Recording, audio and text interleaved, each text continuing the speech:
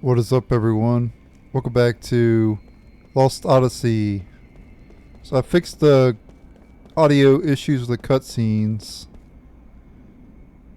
We gotta head to the Great Gate. And once we get to the Great Gate, I'll show you that I fixed the audio issues.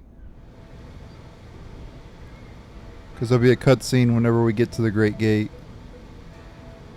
So basically what we're gonna do is backtrack all the way through this area.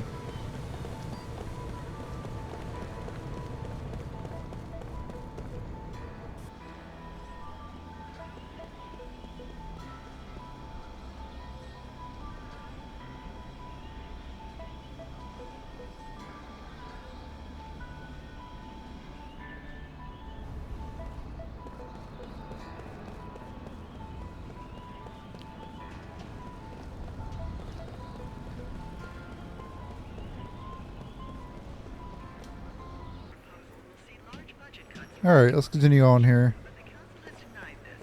It's about an hour later since I last recorded that last part.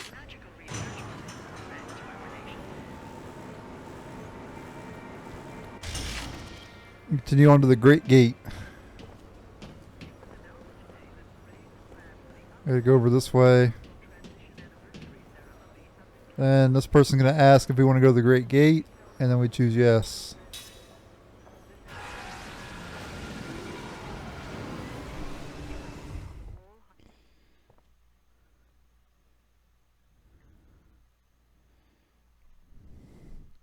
I'm glad I managed to fix the audio problems because it was very annoying. That rattling noise during cutscenes. And the cutscenes in this game are really good. So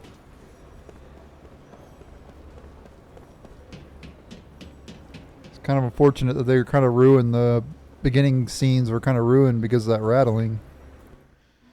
But as you'll soon see, it is fixed.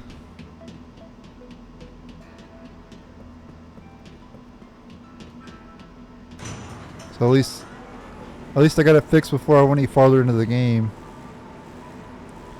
Basically what I did was I got another emulator. It's still Xenia, but it's like a different build.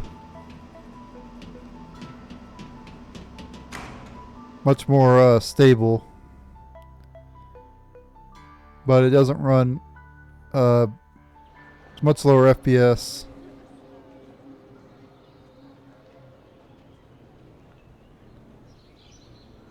Yeah, see, no rattling anymore. Why aren't we leaving? We should have already been gone by now. I'm waiting for somebody. What?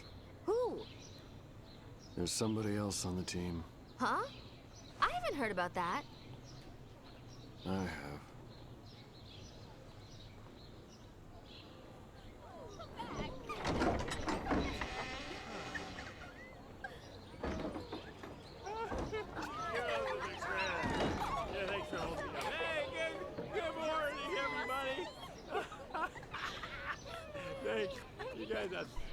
What the?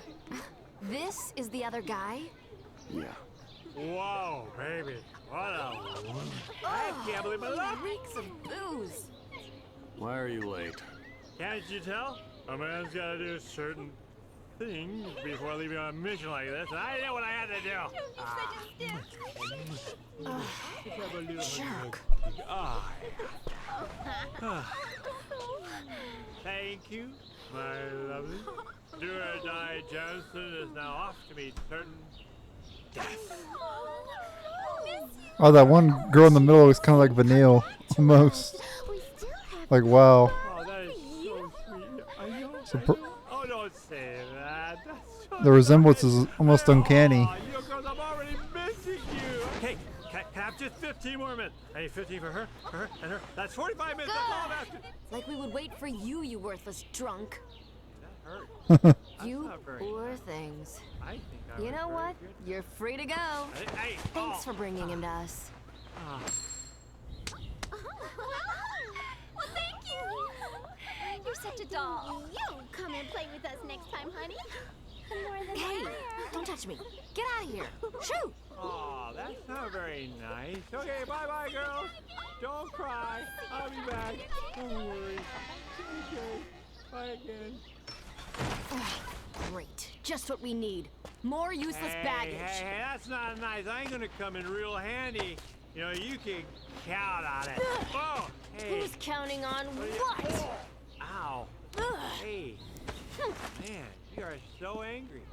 What is your problem? Hey, you ready? Alright, would you like Skill Link tutorial? No. So basically how it works, a Skill Link, non-immortal characters teach immortal skills in this game. So for instance, we can get Steel, White Magic level 1, and Black Magic level 1 from Jansen. As you can tell here, we can get Steel, White Magic level 1, and Black Magic level 1, like I said. We can get Steel from accessory coming soon. So we'll just do White and Black Magic for right now. I'm going to be learning everything with the mortal characters. So I want to make sure to equip that stuff right now. And we'll learn it as we go.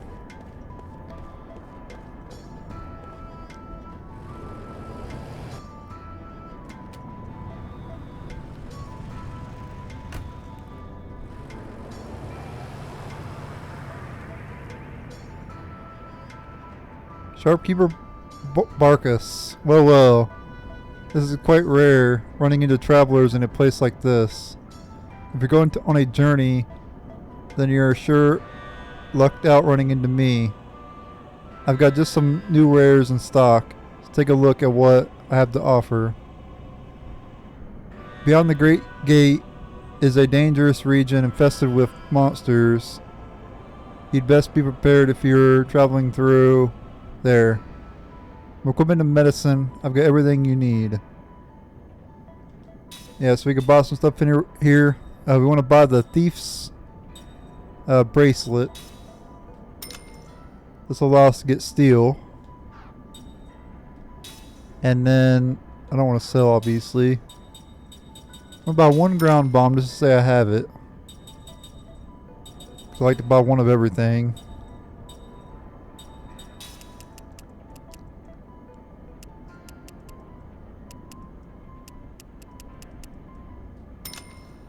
I'm gonna get up to 7 antidotes, I think. I think 4 Phoenix Downs are good enough. Now I want to buy 13 healing medicines. Brings us up to a total of 30. And that's all we can do for now. I run a small and humble shop in the city of Uhra. If you're in need of medicine or such, pay me a visit. I think you'll be quite happy with what you'll find. Yeah, so that's why when we went to that shop earlier in the playthrough, there was nobody in the shop because he was away, he was traveling. And that's what he does, he travels. Alright.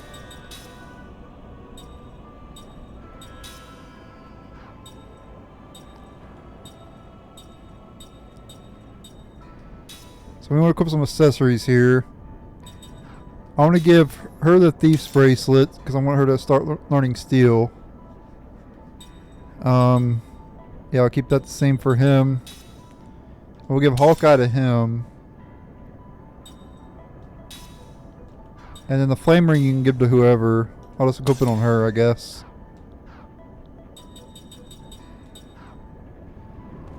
Okay. Go ahead and leave this area then. Can finally go out to another dungeon, finally. The second dungeon in the game.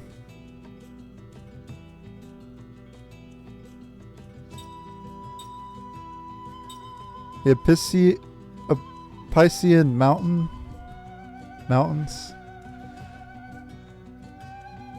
Ipsion Mountains? Something like that.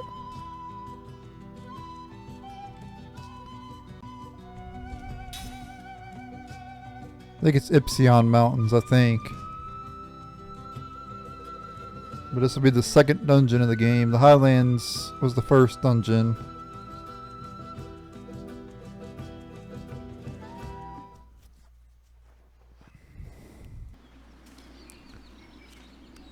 Oh, Epsilon Mountains. My bad. Quick, easy, bug. I just gotta follow him. This is like a death march. Hey, we gotta get through that? There's no road. Pull yourself together. If this is all it takes to wear you out, we're in trouble. Yeah, well, I don't wear out in bed. Once we get through Wow. here, there's the Ypsilon Range. Those mountains are steep and rugged. The weather is unpredictable. And since the ground is unstable, we have to be on the lookout for rock slides too. Of course, I expect to see you take a tumble into the canyon before we see any rocks doing it. Yeah, funny. You know, Lord Gungora was saying you have a problem with your memory, right? I mean, you sure know these mountains well enough. And of course, you know you shave your legs every day and you pluck your eyebrows. And you owe me money, so I'm confused. You sure you really don't remember? My body remembers. What? There was a time when I used to rush through here. I was a pirate, and supposedly I also went through these mountains. But I just don't know what the truth is. I don't have any answers. Huh. Well, what about you? Did anyone tell you what you once were? No. Nothing? Nothing. Well, since you're so upbeat and happy, I doubt if anyone will remember you. That's fine with me. Oh? My body also remembers. How so? Just that it was painful. If I happen to remember, and my past didn't amount to much, then I think it's probably better to have never remembered. Oh yeah, that's smart. Kaim, there's no need to rush it. Your memories will come back gradually. And they're not all bad. What? No breaks? You just had one. Yeah, how about some water? A little fruit? How about a foot massage? My feet don't stink. Kaim, you up for that? Hello? Oh yeah, I need to go back actually because there's a dream I missed that I gotta get back in Uhra.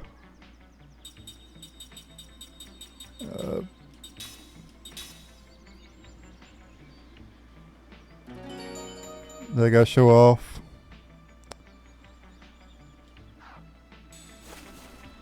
Let's actually leave here for now. We'll come back. Don't worry.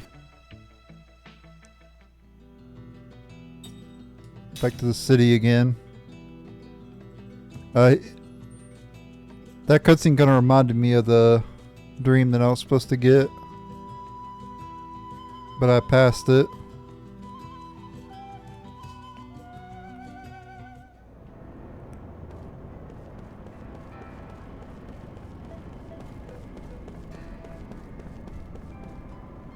Hopefully we can re-enter the city. If not, I'm about to load up my save to show it off, which is fine. If I do have to. Okay, let's go up here.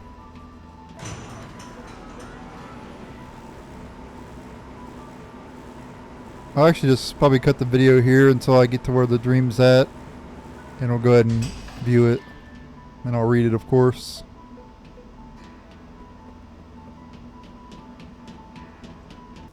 Okay, so here it is right here.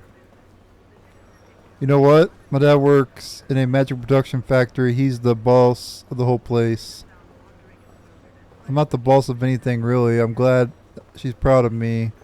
Though everything I do for her.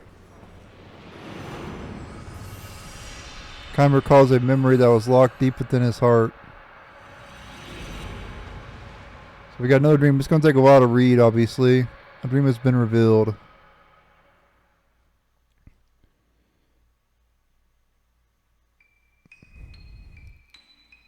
Little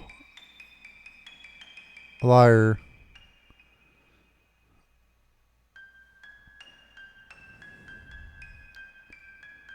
Everyone in the marketplace hates the little girl, not yet 10 years old, and far from having outgrown the sweet innocence of childhood. She earns only open contempt from the grown-ups who have shops in the market. The reason is simple. She lies about everything. Hey, mister, I just saw a burglar go into your house. Look, lady, everything just fell off your shelves. Hey, everybody, did you hear what the traveler said? Bandits are planning to attack this market. Even the most harmless white lies can be annoying if repeated often enough. The shopkeepers have found themselves growing angry. You better watch out for her, too. The lady greengrocer warns Kime. Nobody here falls for her lies anymore, so she's always on the lookout for newcomers or strangers. Somebody like you would be perfect target for her. She could be right. Kime is new to the town. He arrived a few days ago and has just started working in the marketplace today. Okay, so Kime used to work at a marketplace apparently. What do her parents do? Kime asks while unloading a cart full of vegetables. The woman frowns and shakes her head with a sigh. She doesn't have any. They died. Ah. The mother did, at least. Maybe 4 or 5 years ago. She was a healthy young woman who never so much as caught a cold in her life. Then one day she collapsed and that was it for her. Ah. How about the father? She sighs more deeply than before and says he left to find a job in the city. The parents used to operate a variety store in the market, though the mother almost single-handedly took care of the actual buying and selling the many goods they carried. As soon as she died, the shop's fortunes took a plunge until it was eventually taken over by someone else. The father went off to a distant capital city in search of a good paying job that would enable him to cover their debts. He promised to come back in 6 months, but he has been gone a whole year now. Letters used to arrive from him on occasion, care of his friend the tailor, but those two gave out about 6 months ago.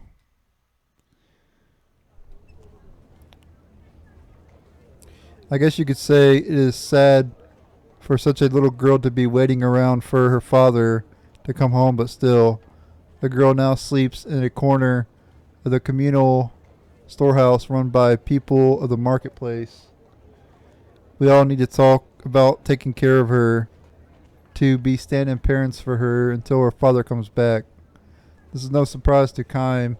He knows from his own experience that all the people who work in the marketplace, and not just this plump, kindly woman, are good-hearted and generous despite their limited means. However, they never would have hired a stranger like himself. Yeah, like, poor people, at least from my experience of watching like videos on YouTube, and like, poor people are more willing to give than rich people for whatever reason. I don't know why.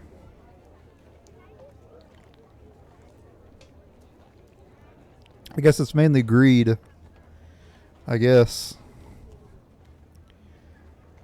But long before the first 6 months went by, we were all heartily sick of her. She was a sweet, simple girl with her mother.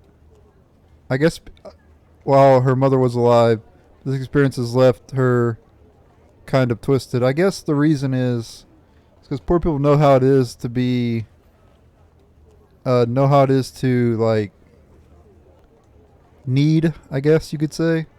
Like, they need money to pay bills, all that kind of stuff, support their family or whatever, and they don't always have it because they're poor, you know, and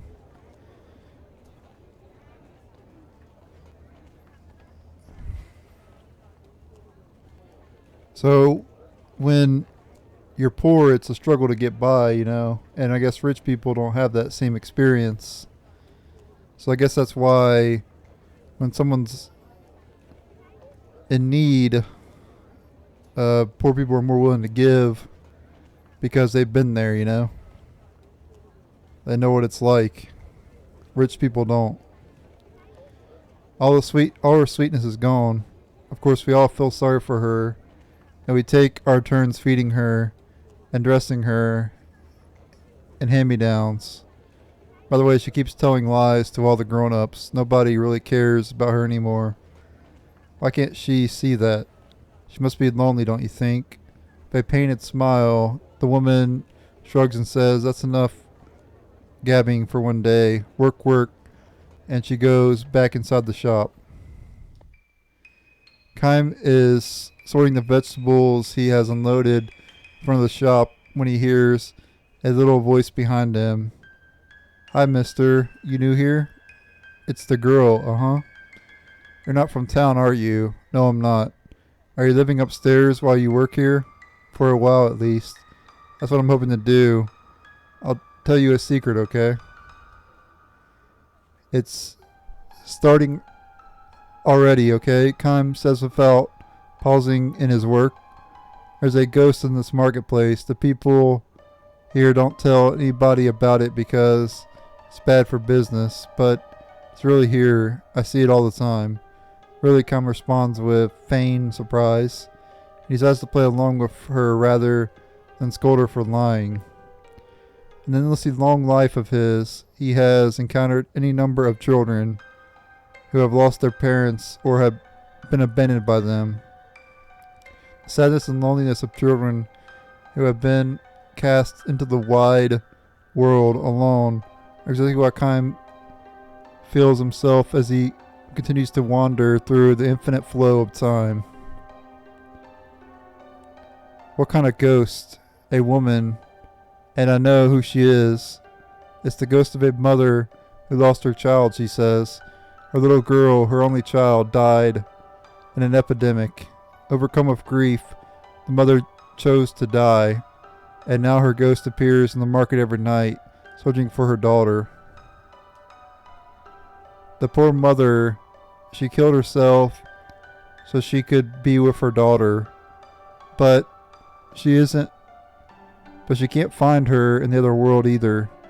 So she keeps looking for her and calling out, "Where are you? Hurry and come with mommy to the other world." The girl tells a story with deadly seriousness. "Don't you think it is sad?" she asks Kaim. She actually has tears in her eyes, which is precisely why Kaim knows she is lying.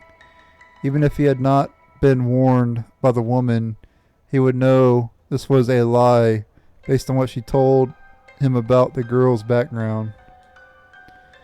Kaim carefully arranges bunches of well-ripened grapes in a display crate and asks the girl, Why do you think the mother can't find her daughter?" "What?" the girl asks him with a dazed stare. Well, he explains, the girl is not in the other world, and she's not wandering around in this world, so where is she? Kaim does not mean this to be a cross-examination. He simply feels that someone who lies out of sorrow can have a far easier time or it by recognizing the lie for what it is. The loneliness of a girl who has lost her mother and been abandoned by her father consists not telling one little lie, but is having to keep on lying.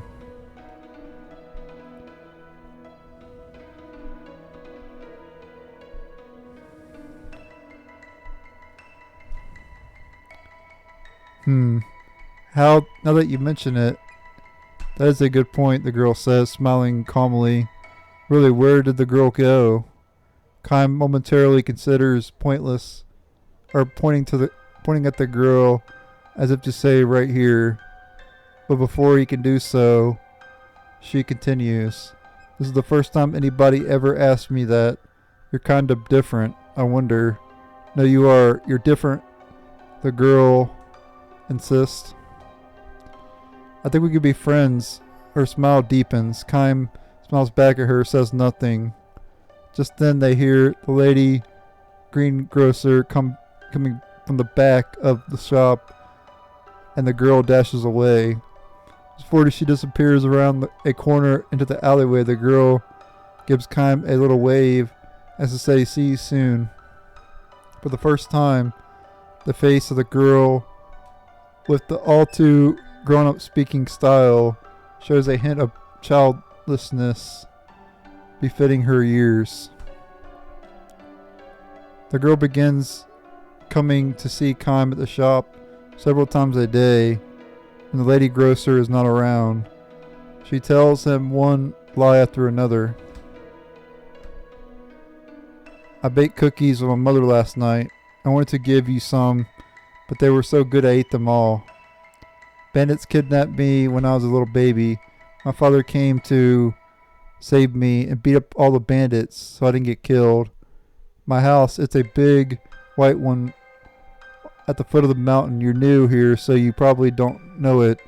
It's the biggest house in town. You don't have a family, you're all alone.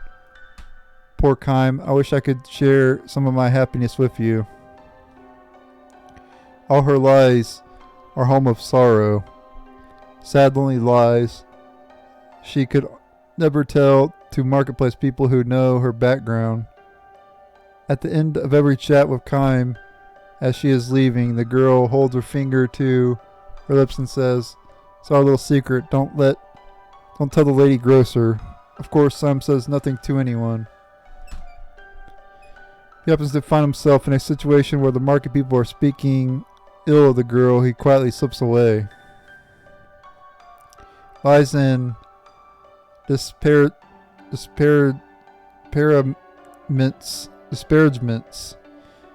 are funny things. They don't take shape because someone tells them, but rather because someone listens to and voices their agreement with them. Sorry about that. A truly isolated individual can never speak ill of anyone. Same could be said regarding lies, because she has someone to tell her lies to. The girl, I need not fall into the abyss of true isolation to protect her small, sad share of happiness. Kime plays the role of her listener, raising no objections. One day when the girl comes to see Kime, she takes special care not to be noticed by the lady grocer or by the owner of the neighboring shops. Tell me, mister, are you planning to stay for a long time? Long time. No, I'm not, Kime says, continuing to unload vegetables and fruit. You'll be leaving when you save up enough money, probably. But you don't have enough yet. I'm getting there, he says, turning a strained smile on the girl. This is a white lie of his own. He already has enough money to support himself on the road. Nor has he taken his current live-in job because he needs money so badly. He is here because he has not found a destination he wants to travel to. A journey without a destination is an endless journey.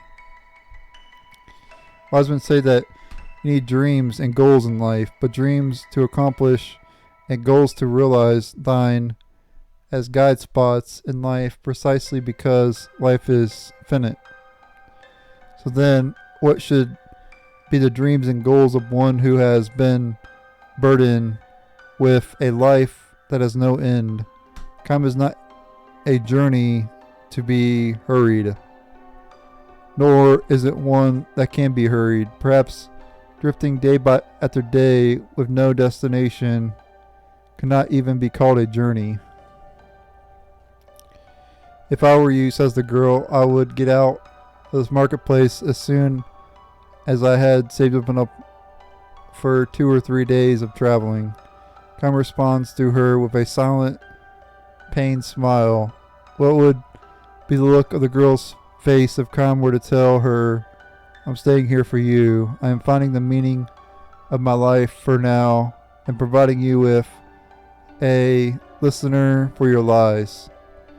The moment these words come to mind, words can never actually be words he can never actually speak to her. The girl looks around furtively and says in a near whisper, if you want to get out of here soon, I know a good way you can do it. A good way. Sneaking to the tailor's and steal his money. There's a little pot in the cabinet at the back of the shop. It's full of money. Are you telling me to steal it? Yes. She looks straight at Kime without the slightest show of doubt in her eyes. In all seriousness, she goes on to explain that Taylor deserves to have his place robbed. The money in the pot, she says, it is tainted. I know this girl, a good friend of mine, she says, and it's all sad. It's so sad about her.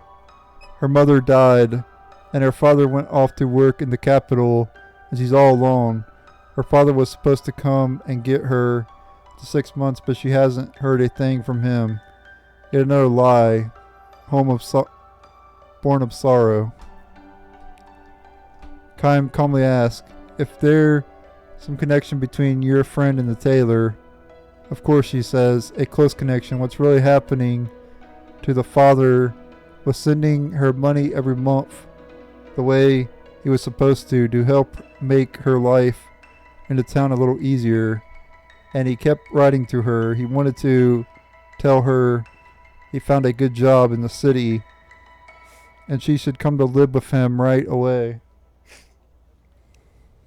He's too busy to come for her, so she should come to him. And he sent her money for the trip. But none of the letters or the money ever reached the girl. And why do you think that is? Before Com can answer, the girl says, the mistake he made was to send the letters and money care of the tailor. He's been keeping all the money for himself. Com looks away from the girl. In order to prop up one sad lie, the girl has piled on a still sadder one, a lie that can hurt another person. This is the saddest thing of all. The look on the tailor's back door would be really easy to break, the girl adds, and she gallops away without waiting for Com's reply. The girl comes running into the grocery store the next morning, shouting for the owner. She says directly to the woman, not to Kime, burglars broke into the tailor shop last night. She says she saw a number of burglars sneaking in late at night after the marketplace emptied out. My oh my, says the woman with a forced smile. That must have been just terrible. She's obviously not taking the girl seriously.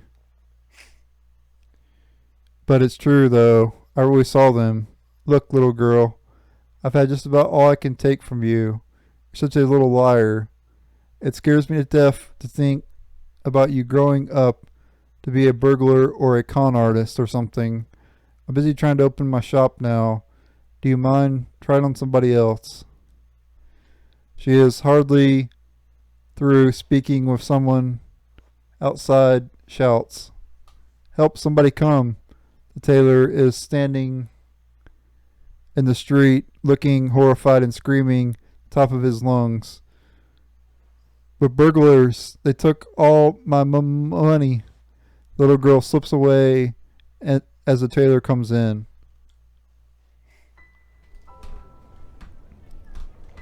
The marketplace is in an uproar. The girl was not lying, that much is certain. But all too accustomed to her lies, people now suggest the possibility of another kind of lie. Maybe she did it. What do you think? And so it begins. I think maybe you're right. Talk about play acting. I wouldn't put it past her. Let's go find her. We'll make her tell, even if we have to get a little rough with her. No one objects to this suggestion. Some run off to the storehouse, and others start searching the marketplace. Can't find her anywhere. Storehouse is empty. She ran away with the money. As the searchers return with their reports and speculation, Kime finally understands everything. After all her sad lies, the girl has left behind one final truth. She couldn't have gotten very far. Yeah, we can still catch her. The little thief. Wait till I get my hands on her. The men rage, and the women fan the flames. Good, give her what she deserves.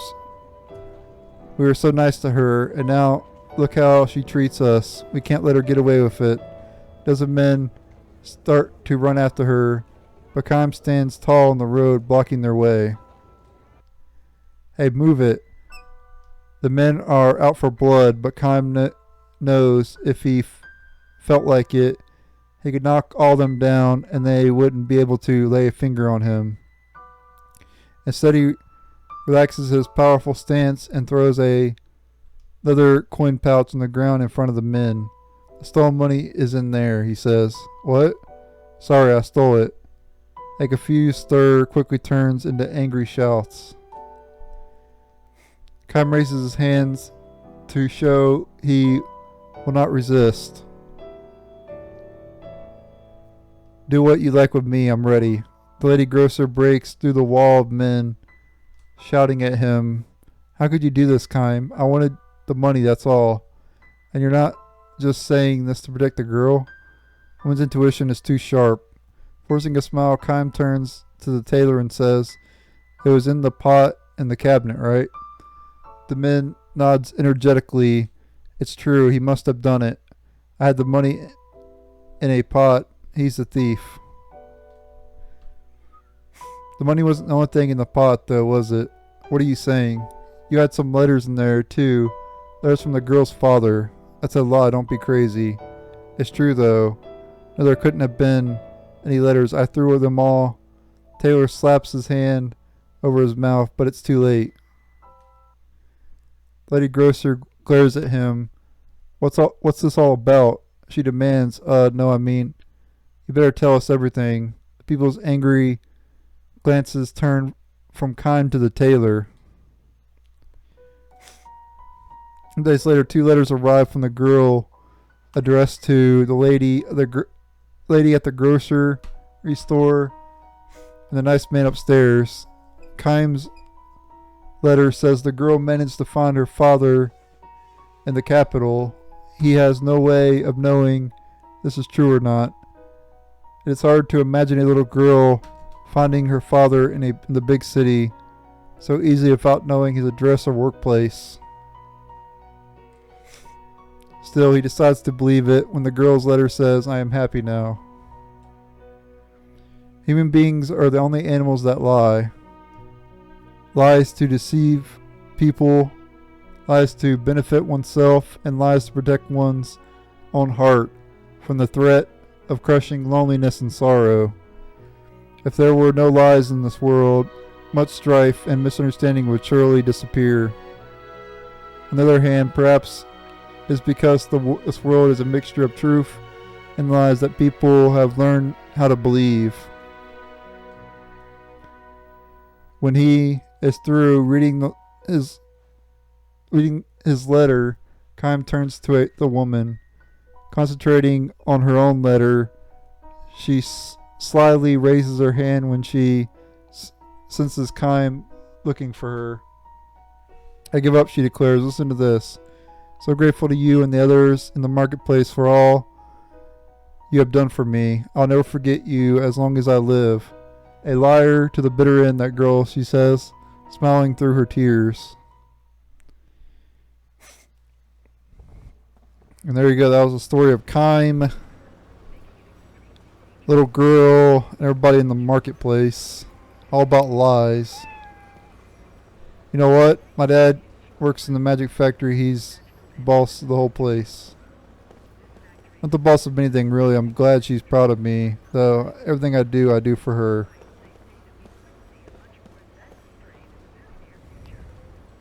It took a long time to read, like 30 minutes, but there you go. That was a pretty interesting story there. They're all pretty interesting. So just to recap, we had the story about Hannah, who passed away. Kaim had to experience that. The second story, Kaim had to experience a lot of people dying in the earthquake and losing family members. And then this third and final story that we've gotten so far,